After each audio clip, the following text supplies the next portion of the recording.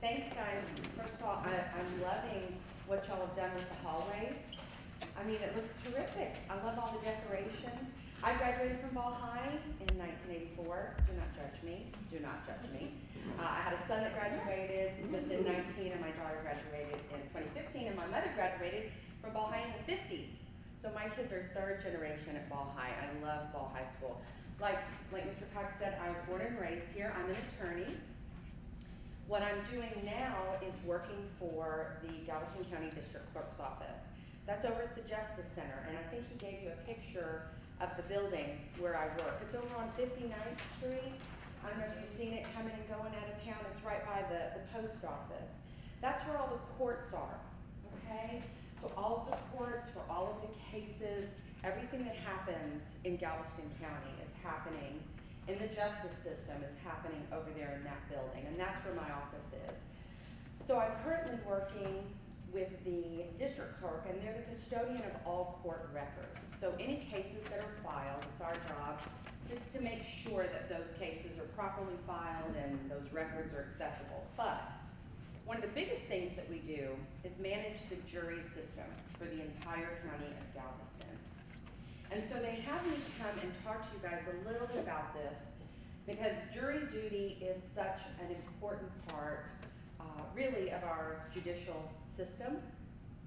It represents a civic duty, and it also represents a right, a protected constitutional right that we have. So I'm going to go through it a little bit with you, but like Mr. Cox says, if you think of questions or if you have some questions at the end, I'd certainly be happy to take those, okay? So, well, let's go back a little tiny bit of history. Has anybody heard of the Magna Carta? Kind of, yeah? So it's at least a familiar phrase. I won't ask you to tell me exactly what it did, but the gist of it is, this was a document signed by King John I of England back in 1215. Quite a few years ago. And the reason it was important is it established for the first time that no man, not even a king, was above the law. You know, before that time, the king and probably most of the nobility were considered above the law, right? The Magna Carta, that document changed everything. And what we would see is that this would go on to influence the United States Constitution hundreds of years later, but it was a very significant document. Not only did it say that nobody was above the law, but it protected some civil liberties. Is that a term that you guys have heard? Is a civil liberty? Maybe. They've heard these, they're just being sweet. Okay, that's okay. They know Magna Carta, it was on their first quiz. A civil liberty, like a civil right, okay, something like that. So it protected, now again, remember, we're talking about English citizens, because there's no United States right now, right? Back in 1215. English citizens' rights, two of the most important rights that they were concerned about, even at this point in time, were a democratic society, which is a representative government, right? People that are elected to represent you in a body that creates the laws. And the second thing they were worried about protecting is a trial by jury. Now this is significant, guys. We're talking hundreds of years ago. And what these English citizens were fighting for was a trial by jury. So they have known for centuries what we know now, which is this is one of the most important rights that we have, and serving as a juror is one of the most important duties that you have. So the British Empire's attempt, let's go fast forward a little bit. Here we are in the 1700s, 1600s, 1700s, when the British Empire is dealing with the colonists, right? So we've got the colonies over here, they're under British control, but the colonists weren't getting the same treatment, were they, as the English citizens that were back there in England. And so one of the things that upset them, to put it mildly, is the deprivation of their right to a trial by jury. So the colonists before we were technically the United States of America, these colonists knew what rights they were entitled to. They understood it because they were English, they were British citizens. They were familiar with their rights. They were familiar with what they were entitled to. And just because they were living in the colonies, they weren't getting that. And so that was one of the things that prompted them to realize that they wanted things to improve. John Adams, founding father, wrote that representative government and trial by jury are the heart and lungs of liberty. So I'm going to say that again. Representative government and trial by jury are the heart and lungs of liberty. Heart and lungs. Can you keep moving around if you lose an arm? Yes. Yeah, you can, right? What about if you lose an ear? Ear. Yeah? Keep moving, right? Even if you lose a foot, You can still move to the prosthetic. there you go. What about if your heart comes out? You No, you can can meet still Jesus, use that girl. pacemaker. You'd be meeting Jesus, you sure would. Heart, what about your lungs? Maybe you could do without one lung, but you know what I'm saying? His point was, representative government and trial by juries aren't kinda important. They're the guts of our rights as citizens. They are vitally important. And that was his point. And they knew this hundreds of years ago. They knew this in the 1215, they knew it in the 1700s, and we know it now. So, this right is protected by the United States Constitution, and it is also protected by the state constitution. So everybody knows that we have a United States Constitution and we have a state constitution, right? Y'all know it, because y'all have a great teacher, right? But They had good U.S. history teachers. good U.S. history teacher too, Yeah. great. So, this is something that when the founders and the drafters, the founders of our nation, and those who drafted the Constitution, they understood that this was a protected right. You see the trial by jury, you see it referred to in both the 6th and the 7th Amendments to the Constitution.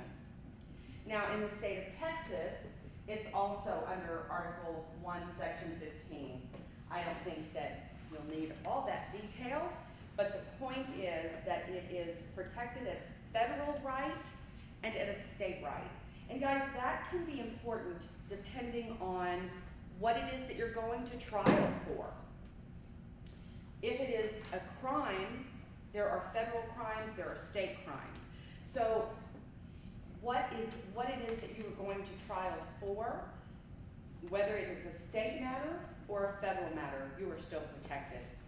Now, even though we talk about jury trials more often in criminal cases, be aware that the right to a trial by jury is something that you can request in any type of case. In a civil case, in a family case, okay? Why would it possibly be a little more important, a little more significant in a criminal case? What do you think? Well, in a criminal case, depending on what the charge is, depending on what the outcome is, can you lose your liberty? Yes. Sure can. Can you possibly lose your life? Yes. Yeah. So in a criminal matter, given the fact that your actual life and liberty could be on the line, the right to request a trial by jury is very important. But guys, I'll tell you, in a typical civil case, where they're just maybe fighting over money or a contract, or what about a family matter? I bet everybody in here has a family member or a friend that has gone through a difficult family case.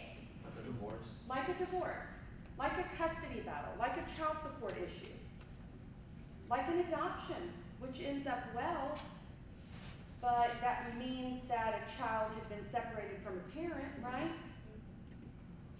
In those cases, the parties to those cases may also request a trial by jury, okay? Now, another important thing is that a trial by jury is not automatic. It does have to be requested, okay?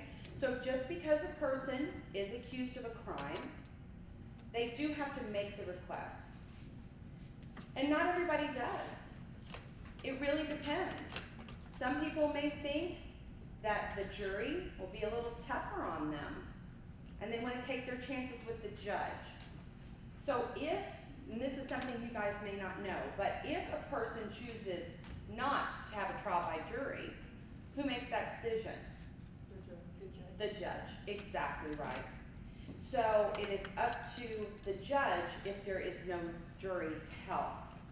And it's really up to the person, typically consulting with their attorney, to decide whether or not they want to request a trial by jury. Most of the time in criminal cases, you see that they will. Now, jury service allows a typical citizen, a regular, everyday person, to play an important role in the judicial process.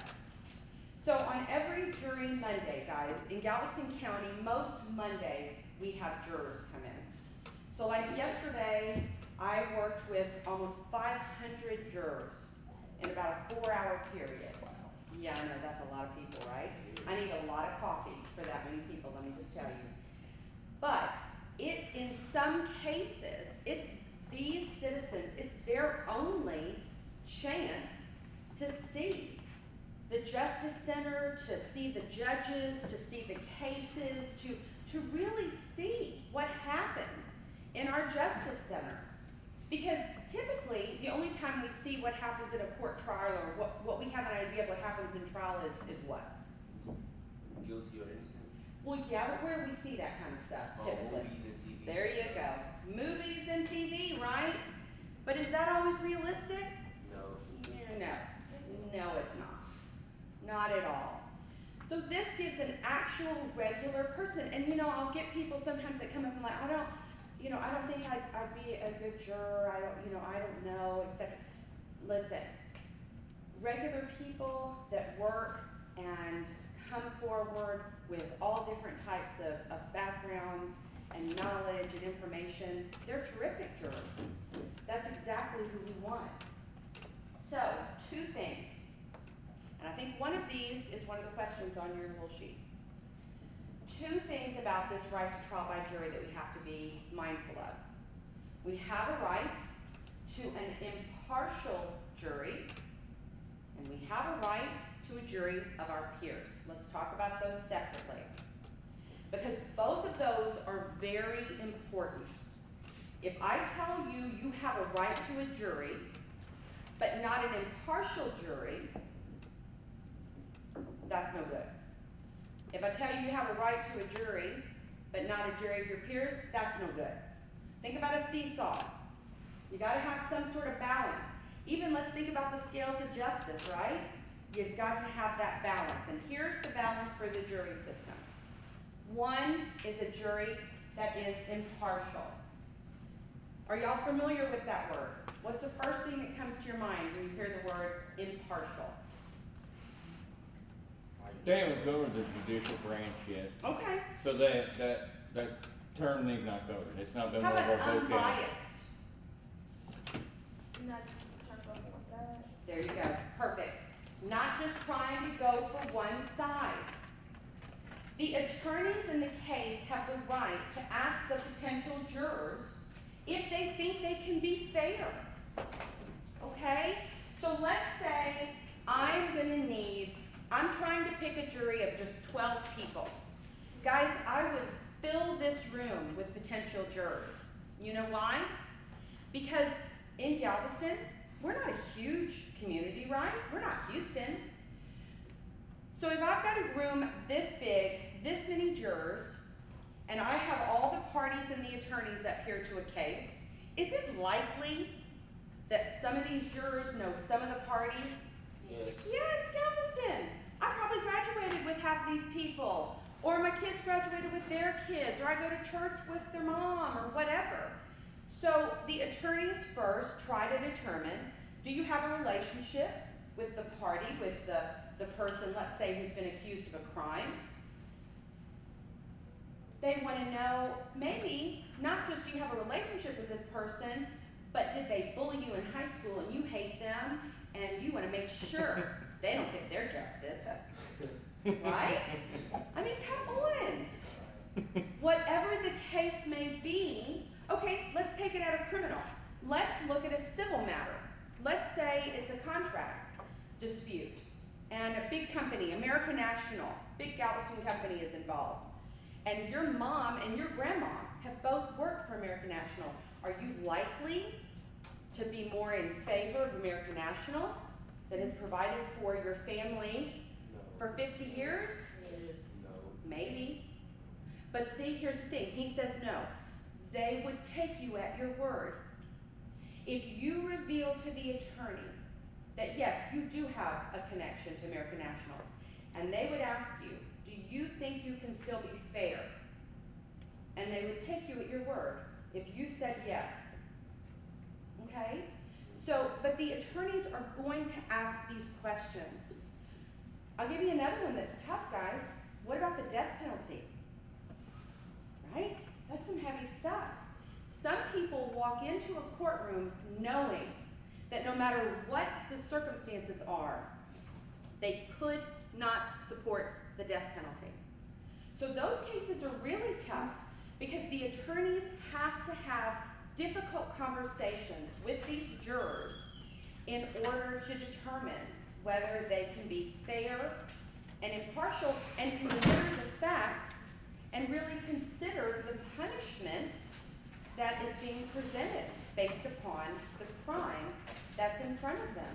And y'all, in that type of scenario, it's not so much that they know the accused or the accused mom or they knew the victim. It's not that. It's based on their own personal feelings about an issue that is as significant as the death penalty. That's a personal thing, right?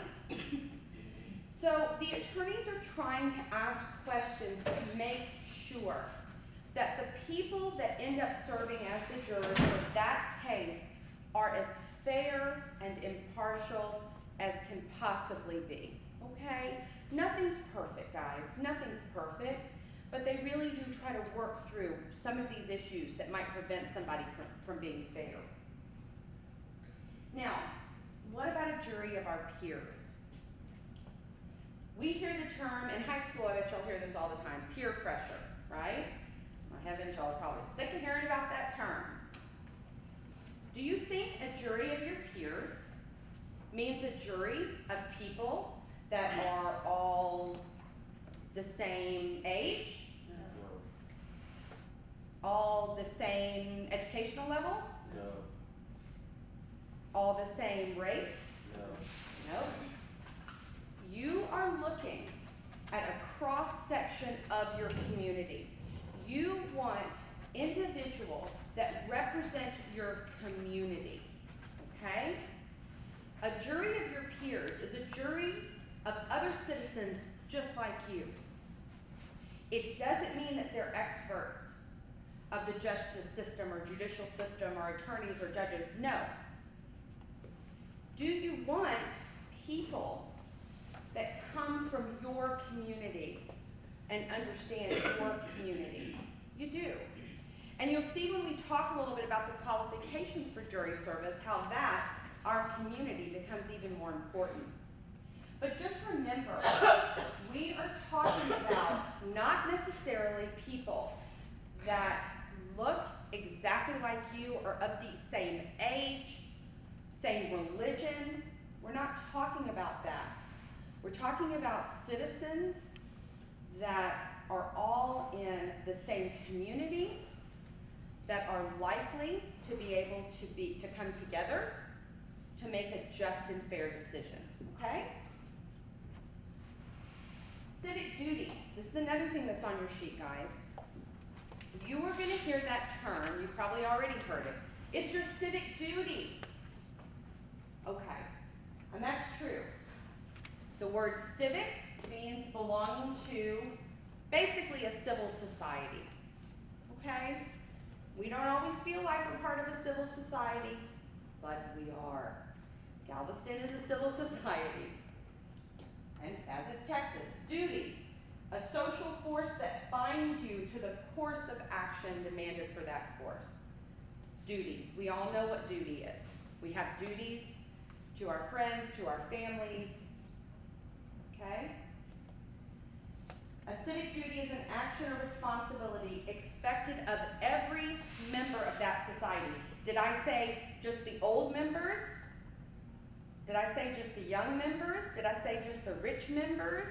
Did I say just the educated members? Did I say just the working and employed members? No. I said it's what's expected of every member of society. I'll grant you this. Little kids? Okay, probably not so much. The kids that are going to be your age, 16, 17, 18, where y'all can drive a vehicle, right? You have a driver's license. You can be registered to vote. You can vote. Yes. These duties are starting to apply to you as well, okay? So, jury service, paying taxes, voting in elections, all of that good stuff. What about volunteering? Do you think that's a duty? Yes. I think so too, guys. I think it is not as clearly defined as voting and jury duty, but I think it's also, isn't it something that is reasonable to expect that everybody's got to pitch in and help in the community? Yes. I think so too. Okay, is it a sacrifice? When I call people, forgive me, summons, because we send a jury summons out, and I'm going to talk to you a little bit about it. When I asked almost 500 people to come to the Justice Center yesterday in that terrible weather, let me tell you, they were drenched. People were dripping all the way down the hallway. The weather was terrible. It wasn't convenient for them, y'all, to not go to work or not go to school and come out in that weather to serve as a juror. But they did it. It was a sacrifice for them. And if they can't go to work, in some circumstances, they don't get paid. And if you don't get paid, you can't pay the bills. It is a sacrifice. There's no doubt about it. But can you think of another duty or another service that is even a greater sacrifice?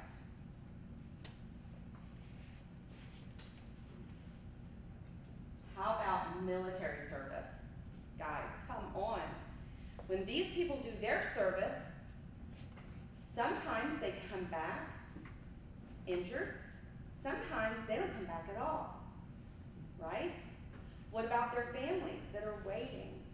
What about the families that are having to keep everything together while one of the parents, or maybe even both of the parents, are off serving our country? So yes, no doubt, jury service is a sacrifice. But in comparison to the people that are sacrificing in some instances, everything, this is a small sacrifice in comparison.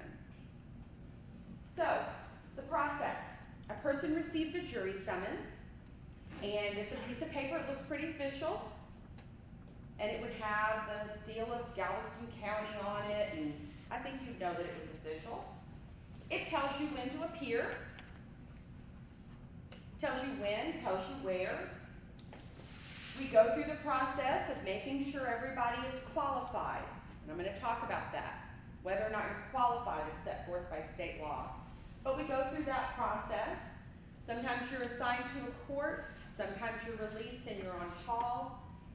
Juries are typically either 6 people or 12 people. It depends on the type of case, and it depends on the court that you're in. The summons, the district clerk's office, we receive, they call it a jury wheel, guys. The big group of names that we use to pull the names to issue and print the summons, it's called a jury wheel. Back in the day, it really was like a bunch of names that you could pull out of a hat. Now it's all electronic, right? We get these names from state-issued IDs from the Secretary of State. Anybody who has a Texas driver's license, voter registration card, or a state-issued ID. And the courts in every jurisdiction agree to a jury schedule.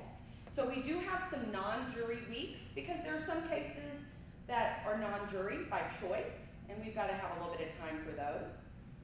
And then the summons, again, gives you the detailed information about when you are to appear. Qualifications.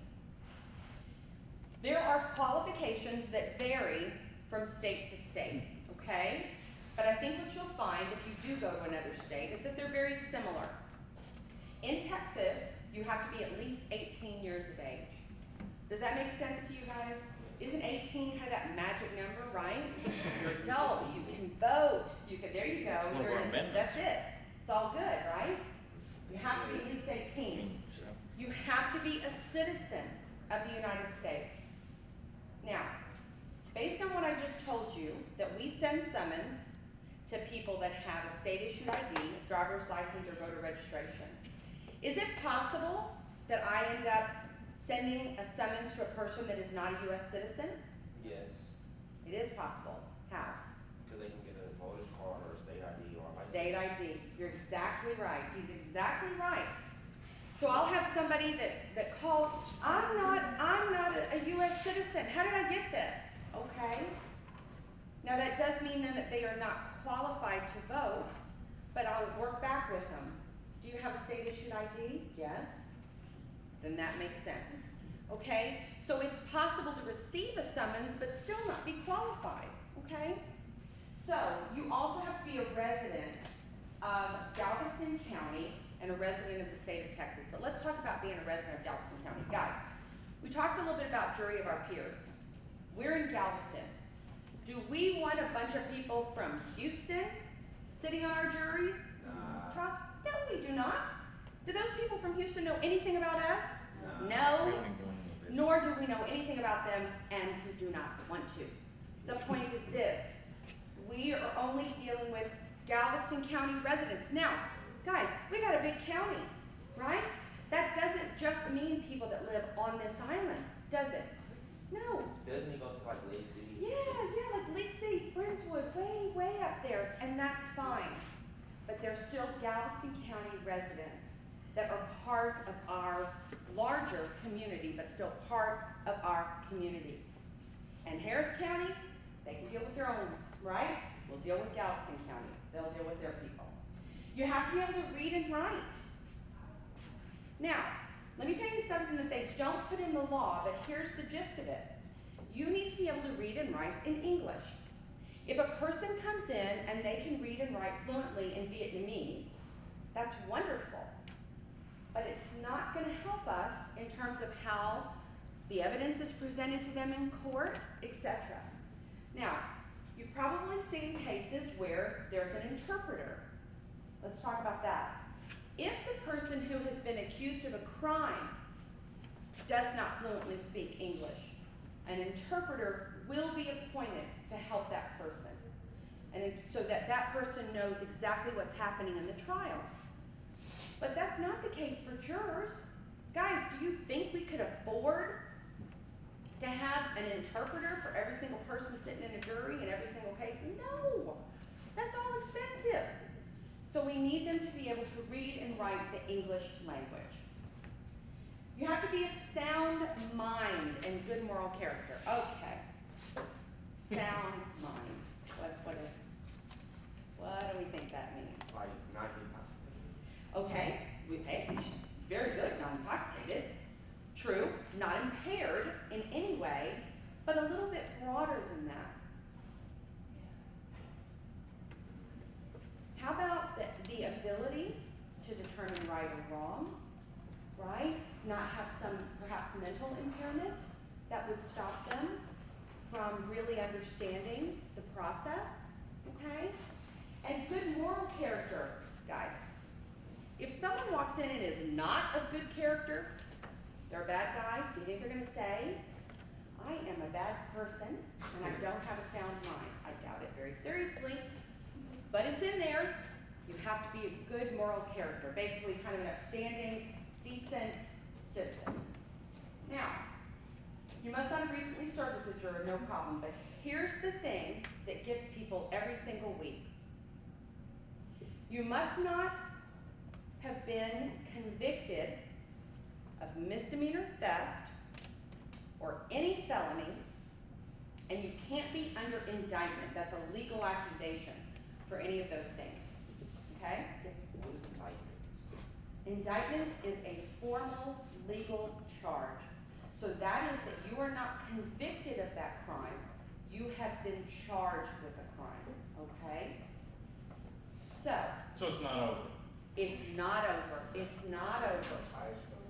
And A even what body- happened when they were 18 and now they're 60, It's still gonna be there? So, let's talk about it. If you are convicted, let's use a misdemeanor theft, that'd be shoplifting. If you are convicted of a misdemeanor theft, let's say when you're 18, and then you're 55, and you are driving your nice car, and you've got a great job, and you've got a family and a beautiful house and everything that goes with it. But if you have this conviction, according to what you're seeing here for the qualifications, will you be able to serve as a juror? No. No.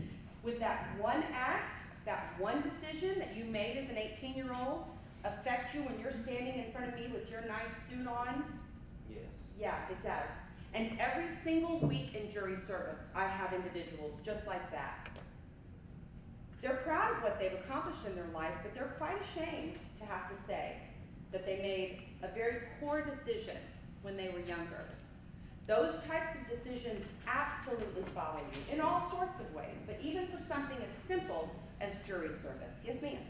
Like, not trying to be, like, so, if you don't do this jury,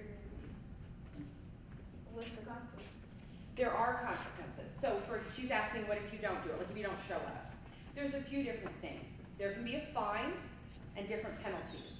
But if you are actually assigned to a court and you don't show up, the judge is gonna send a sheriff's deputy out after you. Oh.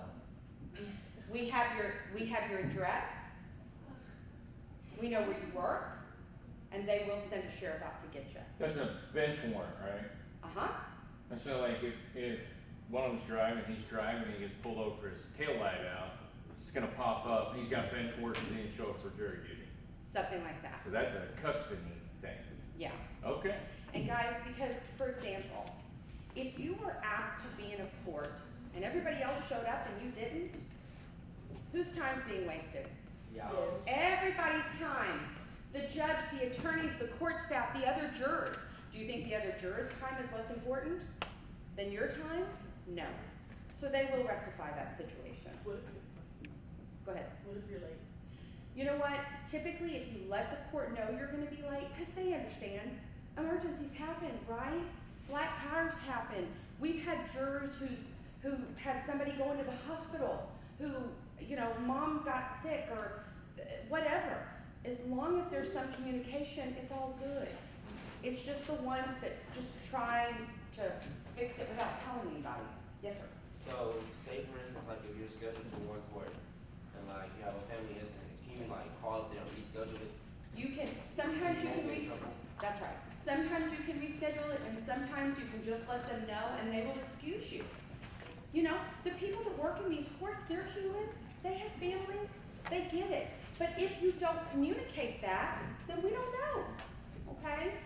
But guys, one of the most important things is to be aware.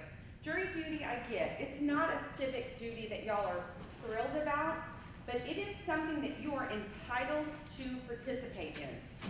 You are entitled to participate in it, and decisions that you make, whether it's regarding a misdemeanor or a felony, now you understand felonies are more serious crimes. That's like a murder. We don't want to talk about any Or of that. like fraud and stuff, right? There you go, okay? But know that decisions that you make, even at a young age, can affect you. Now, guys, we talked a little bit about what if something happens. Well, there are also exemptions. Even if it's not a family emergency, there are reasons that you can get out of jury service. One is if you're over 70, or if you have young kids, or if you are a college student or a high school student. So just be aware, that's all gonna be on the summons, and you'll know that you have options about getting out of jury service. Now, we talked just about this, didn't we, guys? What if you get a summons, okay, and you are leaving for the trip that you've been planning for 6 months? You're going to Paris. I'm going to my trip. You're going on your trip, that's right. Sorry. But you just need to communicate that, and we're gonna work with you. Does anybody want you to lose that money on that trip? No. They were going to lose it themselves. That's right. So, or a death, can you schedule somebody's passing? No. But do you sure want to be able to pay your respects? Absolutely. So there's always a way. So guys, these are not excuses I have a job. that you have a job. My religion is. I'm You- sorry. I don't. Y'all, I'm they blessed. try that all the time, and guess what? The judge that I had with me down there yesterday, he was a minister for 12 years. So when they come at him with that, he's like, okay, so where in the Bible exactly?